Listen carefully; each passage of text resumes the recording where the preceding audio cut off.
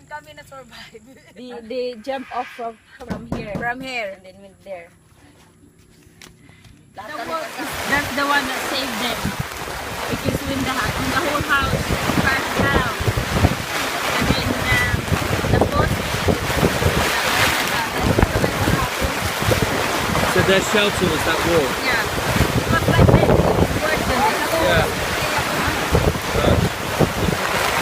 But how long was the typhoon really strong? From 2 to 8. 2 in the morning till 8? Yeah. 6 hours. So a lot more open air. Dalawang harigi. To just Living, Cooking. cooking. 3 different sections. Al fresco. dito. So they were underneath this table Yeah. And there. when the typhoons. How long were they under there for? Pira ka mo ka oras dida? Simula 2 o'clock. 2, 3, 4 hanggang 8. Kuan duha, matulo. 3 hours? When it goes out and then it gets all blown away.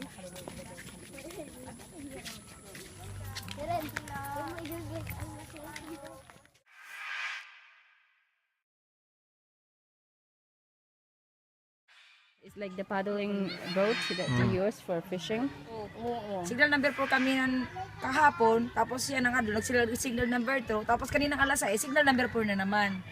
Nanagya man There adto. were 3 houses here. Yeah. Buhos talaga iday, di pa amon nga. That one, Ilarom la. just the roof that got blown And was away. this hut here has been made since? Yeah. Temporary So this is shelter. a temporary shelter. But you can see from this floor, this was the prop actual where the house. house used to be.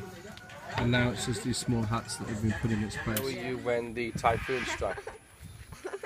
Nakain ka ko no. Mano Joseph han pagkuan han pagbagyo. Simbahan. Simbahan. In the church?